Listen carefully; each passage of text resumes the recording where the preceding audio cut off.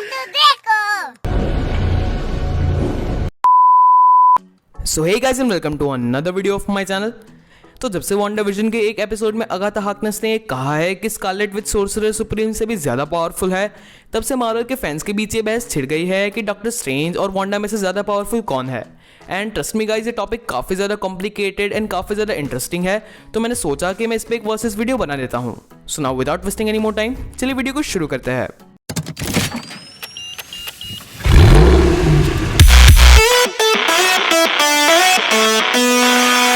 अब देखो यार, काफ़ी सारे लोगों ने अगाथा के स्टेटमेंट को देख के परसेप्शन बना लिया होगा कि वांडा ज़्यादा पावरफुल है, पर यहाँ पे मैं उन लोगों को एंशिएंट वन का ये स्टेटमेंट याद दिलाना चाहता हूँ जो कि उसने एंड गेम में दिया था, जिसमें उसने कहा था कि स्ट्रेंज का मुकद्दर है हम सबसे महान बनना, और अगर इंग्लिश में कहे तो his destiny is to be best of अस।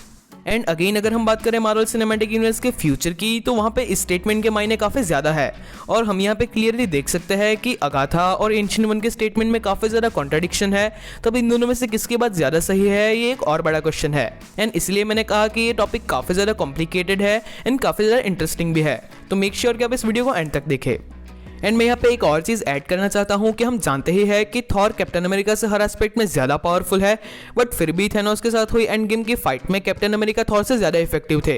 अब हाँ, उसके कुछ अपने रीजंस है, जैसे कि कैप्टन अमेरिका ने म्योनिर को उठा लिया था और वो उसके लिए वर्दी बन गए थे। बट अगर हम बात करें एक और एग्जाम्पल की, तो मार्वल के सिनेमैटिक यूनिवर्स में कैप्टन मार्वल को भी काफ़ी ज़्यादा पावरफुल दिखाया गया है, बट फिर भी एंड गेम में थैनोस को हराने वाला और हम सबका फेवरेट आयरन मैन था। और हाँ, इसका रीज़न आयरन मैन की पावर से ज़्यादा उसकी इंटेलिजेंस थी, और इसी पॉइंट पे डॉक्टर स्ट्रेंज को भी वांडा के सामने अपनी एज मिलती है। तो चलिए अब बात करते हैं उन 6 एस्पेक्ट की जिनके बेसिस पे हम सुपर हीरोज एंड कैरेक्टर्स को कंपेयर करते हैं। तो यहाँ पे डॉक्टर स्ट्रेंज और वांडा दोनों ही नॉर्मल ह्यूमन बीइंग है, तो स्ट्रेंथ, ड्यूरेबिलिटी और फाइटिंग स्किल्स के मामले में दोनों इक्वल है। तो चलिए बात करते हैं अब फोर्थ एस्पेक्ट की, जो कि है स्पीड। और यहाँ पे स्कारलेट विच के पास भी ठीक ठाक स्पीड है क्योंकि वो फ्लाई कर सकती है। बट अगर हम बात करें डॉक्टर स्ट्रेंज की, तो अगर डॉक्टर स्ट्रेंज के पास अपना आई ऑफ एगामोटो यानी कि टाइम स्टोन होता है, तो यहाँ पे डॉक्टर स्ट्रेंज स्कारलेट विच तो क्या उसके भाई क्विकसिल्वर से भी ज़्यादा फास्ट है, क्योंकि अल्टीमेटली स्पीड टाइम पे डिपेंड करती है। और अगर डॉक्टर स्ट्रेंज के पास टाइम स्टोन होता है, तो वो टाइम को पूरी तरीके से कंट्रोल कर सकते हैं, यानी कि उसे पॉज कर सकते हैं या फिर रिवर्स कर सकते हैं, और यही चीज़ डॉक्टर स्ट्रेंज को पूरे यूनिवर्स का सबसे फास्टेस्ट बीइंग बनाती है। और अगर हम बात करें करंट सिनारियो की, जहाँ पे डॉक्टर स्ट्रेंज के पास अपनी आई ऑफ एगामोटो एंड टाइम स्टोन नहीं है, पर फिर भी यहाँ पे डॉक्टर स्ट्रेंज स्कारलेट विच से ज़्यादा फास्ट है, क्योंकि डॉक्टर स्ट्रेंज के पास उसका अपना कैप है जो कि उसे फ्लाई करने की एबिलिटी तो देता ही है, साथ ही साथ उसकी पोर्टल खोलने की जो पावर है वो भी उसे काफ़ी ज़्यादा एडवांटेज देती है। तो अल्टीमेटली अगर हम बात करें तो स्पीड के मामले में डॉक्टर स्ट्रेंज स्कारलेट विच से आगे है। तो बात करते हैं हमारे इस कंपैरिजन के सबसे ज़्यादा इंपॉर्टेंट एस्पेक्ट की, जो कि है एनर्जी। और यहाँ पे मैं आप सबको एक पॉइंट याद दिलाना चाहता हूँ कि जब कैप्टन मार्वल मूवी में लास्ट में रोनन और कैप्टन मार्वल की फाइट हुई थी, तब रोनन हार जाता है, और जब वो वापस जा रहा होता है तब वो कहता है कि हम सोर्स के लिए वापस आएंगे। एंड जब उसका साथी उससे पूछता है कि क्या वो टेज़रेक्ट की बात कर रहा है, तब रोनन उससे कहता है कि नहीं, वो कैप्टन मार्वल की बात कर रहा है। एंड इसका मतलब यही है कि जब कैप्टन मार्वल को स्पेस स्टोन से अपनी पावर्स मिली, तब वो खुद एनर्जी का सोर्स बन गई। एंड यही सेम चीज़ वांडा के साथ भी हुई है कि जब उसे माइंड स्टोन से अपनी पावर्स मिली, एंड अब जब माइंड स्टोन डिस्ट्रॉय हो चुका है, तब वांडा खुद एक एनर्जी का सोर्स है और वो स्पॉन्टेनियस क्रिएशन कर सकती है। एंड हमने देखा ही है कि कैसे वो पूरे वेस्टव्यू को कंट्रोल करती है अपनी एनर्जी का यूज करके। एंड ऐसे छोटे इल्यूजन्स एंड छोटे चीज़ों को कंट्रोल करने के लिए भी सोर्सरर्स को काफ़ी ज़्यादा टाइम लग जाता है। तो यहाँ पे वांडा काफ़ी ज़्यादा पावरफुल है एंड वो खुद एक बहुत बड़ी एनर्जी का सोर्स है।